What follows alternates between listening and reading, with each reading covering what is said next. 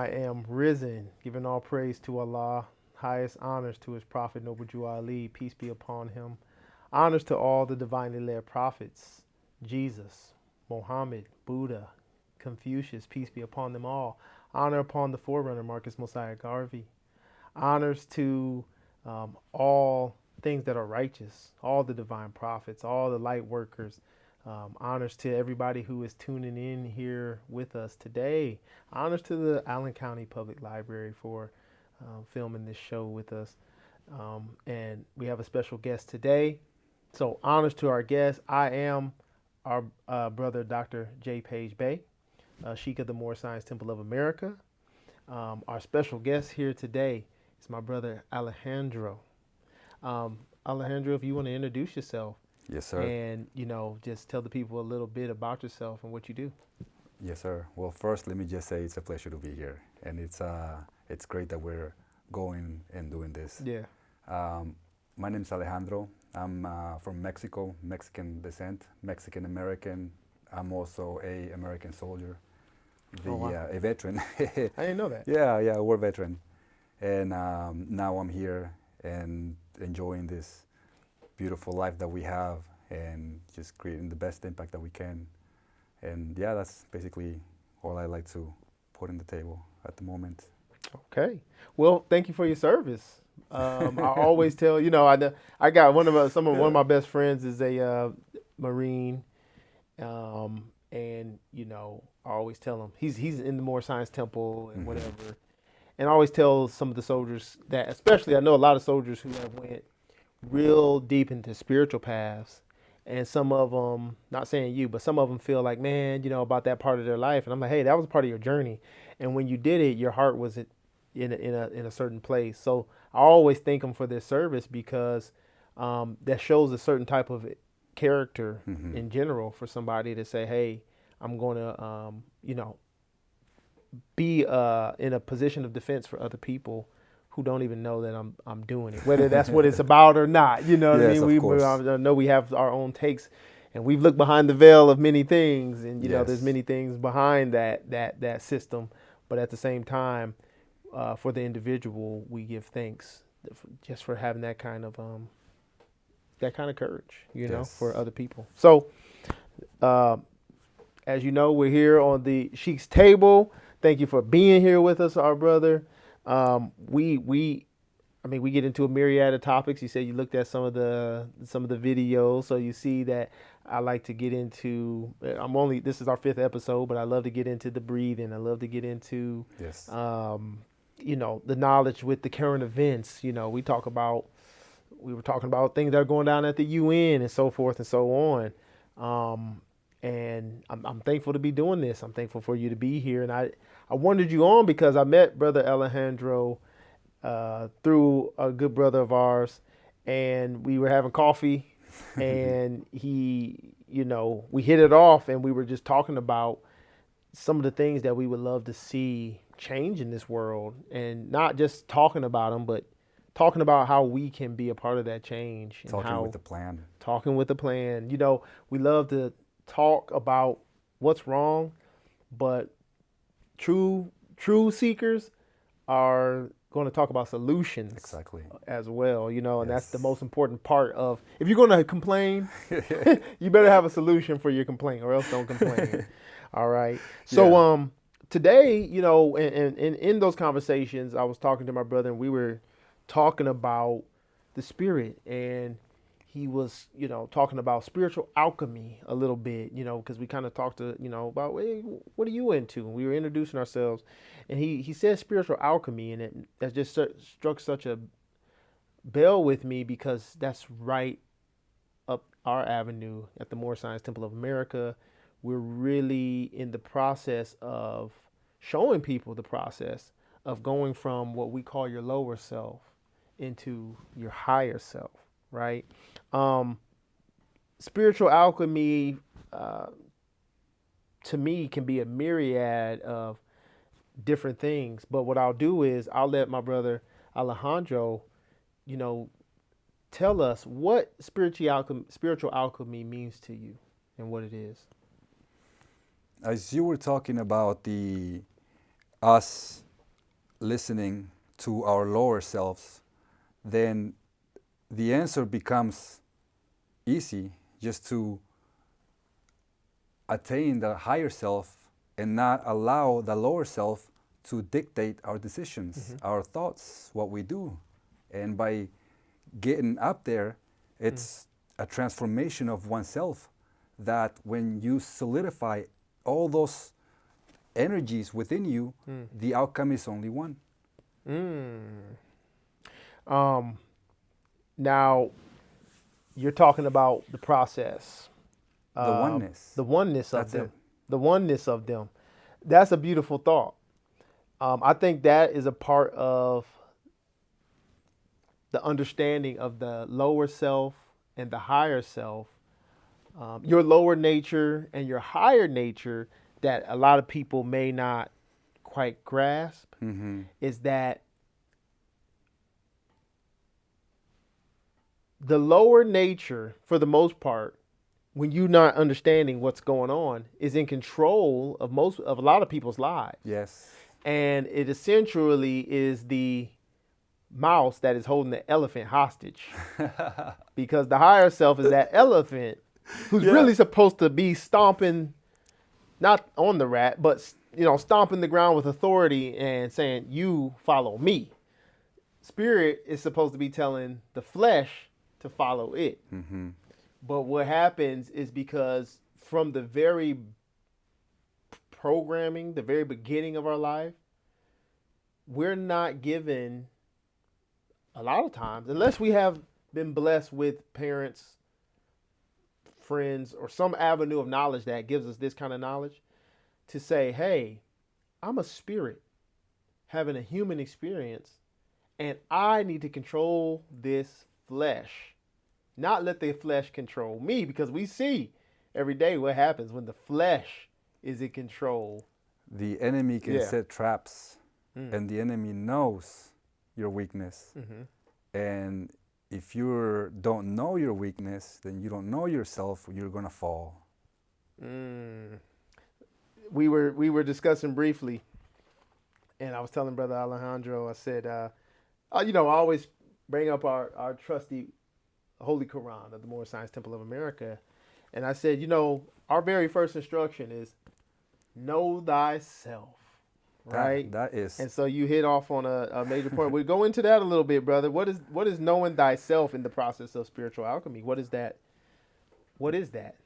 That is a very special process that is very personal, and I can't tell you.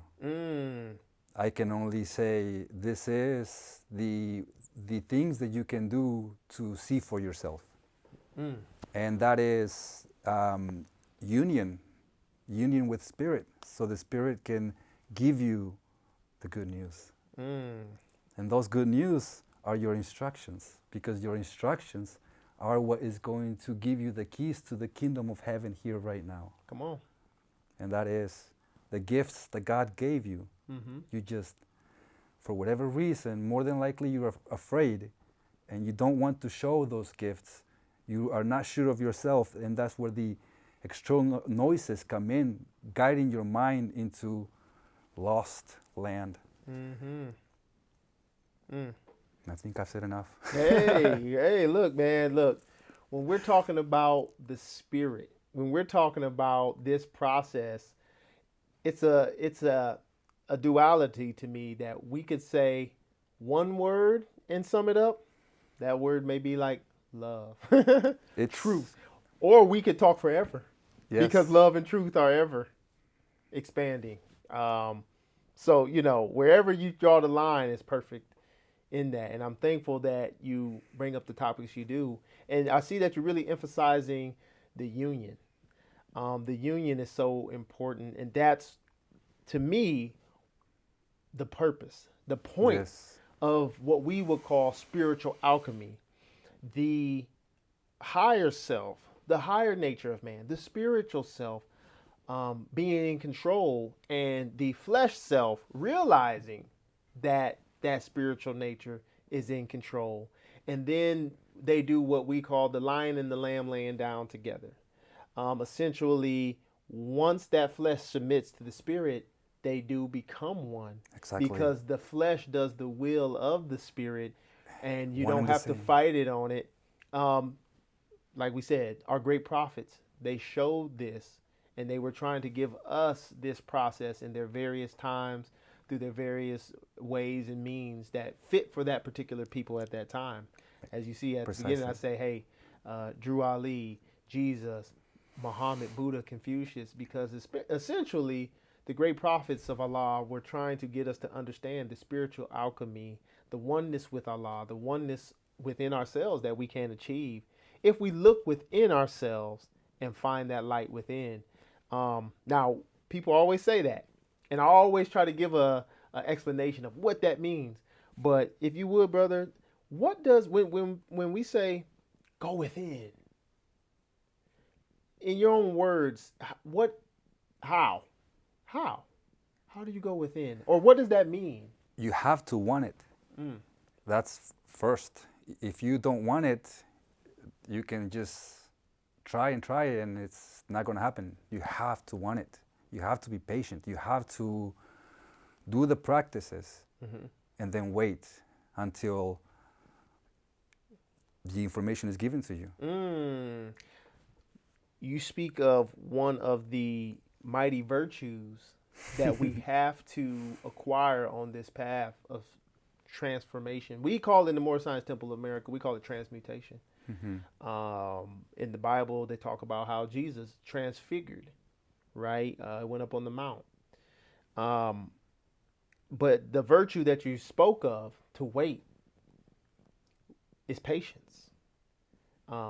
Patience, I take it, is one of those things that you have to learn to acquire to actually even understand what going within is, because what we have been programmed to do a lot of times in this modern society is we're programmed for instant gratification.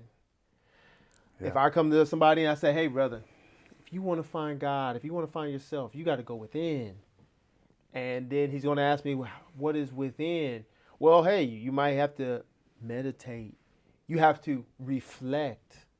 You have to stop looking at everything that's outside of you and deal with what's going on inside of you.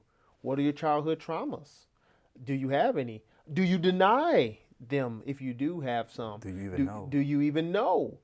Why do you do the things you do? Why do you have a fetish for things? Why do you particularly like this or that?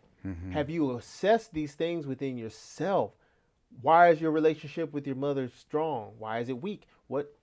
This is what we're saying when we're going within. It's a self-assessment, essentially. But that virtue of patience, that's many times people don't have. Yeah. You have to want it. It's not just the patience itself. There's a lot more. And it's easy to say no. It's easy to go back and feed the ego with distractions, with addictions. And more than likely, we are so addicted with everything that it's impossible to get through to someone because they're addicted. And you can see it. You can see it in their body. Their body has taken that addiction into their nervous system, and now it's a part of them. And that makes the work even more difficult because now they have to, as I said, as we were talking earlier, now you have to go into the body to be able to meditate because now your body is telling you, check your phone, check your phone, check your phone, check your phone. Oh, man. And it's like... You brought up a hot topic right there. Yeah. So this is your body. This is not even your thoughts yet. No, yeah. So it's like... Brother, I got to hit on a couple points. For one, most, and I don't want to offend anybody, most of us are not even thinking. And I mean that sincerely. Don't take me wrong. Thinking is an action of the soul. Most of our thoughts, they're not even original. Most of the thoughts that you have are either coming from a place of misunderstanding, programming, or instinctual pleasure seekings. Like you said, my phone. That's not a thought. No. That's a seek for dopamine. That's an automatic body response to dealing with the stresses of life that are around you in general. Most of the time we're not thinking because most of the things we're thinking aren't even original. Thinking is problem solving. Thinking is reflecting on oneself. That's thinking, because thinking is a salvation. It has a power in it to save you from this lower self that we're talking about. So you even have to train yourself to think. And that's why I said you gotta want it. And there's more to that too, a lot more. You know, this is just the beginning. Yeah.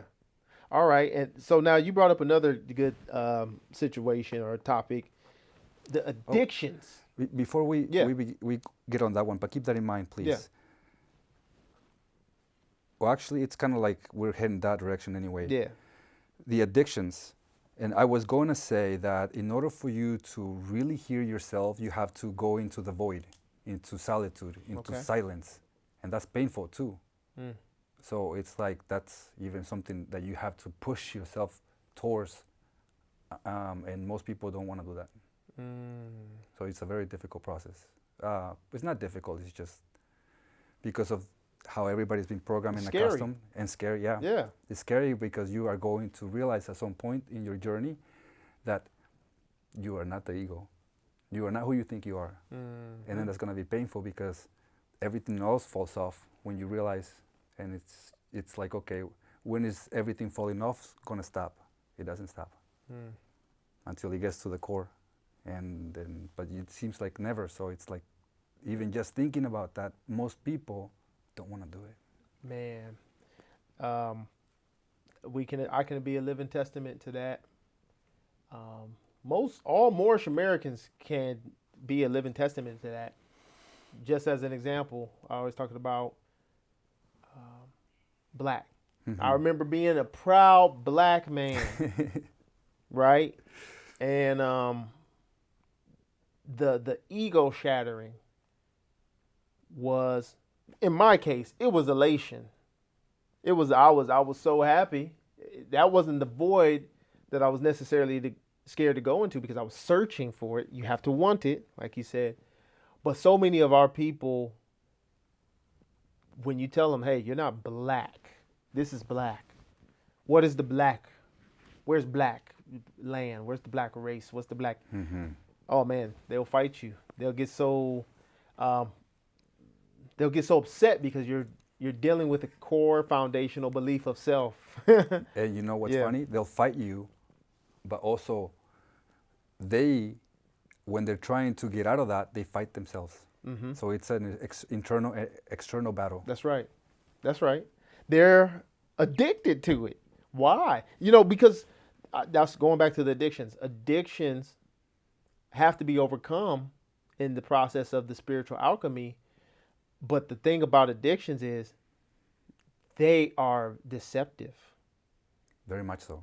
We think addiction, and people think somebody that is on some hard drug, right? He's walking down the street and he's, scratching, begging for drug or something. No, you can be addicted. Anything that you do habitually that does not serve you positively or purposefully in the direction of knowing thyself is an addiction. One of the biggest addictions I've seen when it comes to that is addiction to things. Addiction to complain. And the other one, negative self-talk. Those are two. There's more that we can get into. Oh, so many. Yeah. So many. Yes. I mean, like you said, the phone, the scrolling, how you talk about yourself. It can go both ways. Negative self-talk, you can be aggrandizing yourself out of unproportionately in arrogance. People can be addicted to so many things. How do you get past addiction? First, I know you got to realize that you're, all right, man, I'm bugging out. I got some problems, right? Or I got a problem in this area. But what are some things we were talking earlier? How do you start on that path? Because now we're identifying something deep, I'll tell you. right? Go ahead. The addiction, as you said, is a, what did you call it? Not a disguise. You called it a deception. An addiction, it looks bad. It's horrible for someone to be addicted. But you have to realize that that is where you have to get the most energy from to transmute into your own life. So through addiction, to get to past addiction, you have to first realize that you are and this is going to be a little off, but No, go ahead. a warrior, a son of God, and you have a mission, you have a purpose, and your addiction, it's a way to stop you. You have to drill that into your head, knowing that until you can use that addiction, that energy, in do something else. See, this is what exactly. I get exactly what you're saying. These things are where, imagine like we got a bunch of money. Let's say that money, we're representing energy. And let's just say we got a bank where they give you negative interest on your money. So they take your money. Would you go there? No, you wouldn't put your money in that bank. But what we're doing with addiction is we're taking all this inheritance, all this God-given light and energy, and we're putting it in a bank that's not a good bank to put it in, that doesn't give a return, but it takes. Yes. And so when you realize that you take, you know what, I'm not doing business with you guys anymore. That's the addiction bank. You take that energy and you put it into the Almighty's bank. Exactly. And let me tell you something. Yeah. That's where it came from. You somehow find yourself misguided by something, by someone, by some situation that brought you to the addiction. You just have to find your way back. Come invest with us. Yeah. Okay. So I want to, these are some, man, we could go on and on and on. We'll probably have to do a part 2, part 3, you know. But I do want to, in the nature of spiritual alchemy, because now we're talking about the addictions and some of those things that prevent you from going through the process. Give us a couple tips, because we talked about a couple processes that are necessary on the path to transmute, to transfigure, to rise oneself from lower to higher. And a couple of those things we pinpointed out earlier that you were talking about that you wanted to speak on was physical fitness and meditation. Yes. How important are these to the alchemy of transforming oneself? Because a lot of times people think meditation and they think, maybe just in the woods and you're humming and chanting. But you kind of were pointing out, before you even might get to that point and get some beauty out of that, you need to get physically fit. So explain this process to us a little bit, if you would. In my opinion, I'm gonna make this. I know we're probably running out of time, so I'm gonna run through it quickly. In my opinion, it is best and more important to begin in the body before you begin your meditation. They are both equally. They're both very important.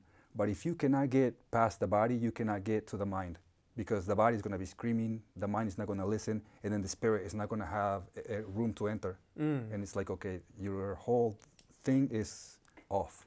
You have to begin in the body. And that's with stretches, breathing exercises, movement, like yoga, but movement to control your own energy through your breathing techniques, through your vessel, through your nervous system. Yeah. So you can open up all the channels needed. So when the spirit comes in, the electricity comes in, the information comes in, you are completely a bliss and just picking up empty and picking up all the information that is being given to you. Downloads. Yeah. And the body, if your body is in pain, if you can't sit there for 5 minutes, then you will not be able to get to the meditation and receive the download of information that is crucial for your development. So it's why I say that it begins in the body. It begins in the body, and then it moves to the mind. It's one and the same. I mean, you can trigger the mind through the body and vice versa. Yeah. So it just doesn't make any sense to begin here. Yeah. It's like trying to take a road trip with no gas and bad bearings. Yeah. Fix it up first, Yeah. and then you can get to the destination. Yeah, exactly, because you're not going to make it there. Right. Yeah. Okay. Well, as we close out, I told you I'm going to ask you the question I'm going to ask all my guests. But you kind of talked about it at the beginning. Your nationality. Yes. If you would, tell us your nationality and a little bit about your culture that you come from. Okay. Well, I'm very proud to be of Mexican descendants. The exact lineage from where I come from, and I have not done a proper blood work to see exactly, but from what I hear from my family, it's I'm Aztec from somewhere in Baja California. I don't know the exact roots, but I know that it's there. Yeah. I just don't want to go through the process. It's. I feel that I am, and it's good to have that already. Yeah. Yeah, that's right. Because as we all truly know, if we go back far enough, we're not even going to be in this world. It's going to be. We say in the Moore Science Temple of America in our first chapter, which breaks down the creation and the fall of man. The very first line is, "Time never was when man was not." If there ever was a time when man existed, began, there'll be a time where he ends. So basically we're saying that man predates time. Time is little brother. Yeah. Time is a manifest. Spirit is all. Exactly. Always has been, always will be. But the beautiful thing about our heritage and our lineage is that it is the line that the spirit travels to get to a place beyond time again, right? So we honor it because we honor why we came through a specific line, lineage, place, way, because there's a reason for that. Because the Almighty knows. Exactly. Yeah. And it's good. It's good to be here, and it's good to embody that now. Yes. For there will be not a better chance. That's right.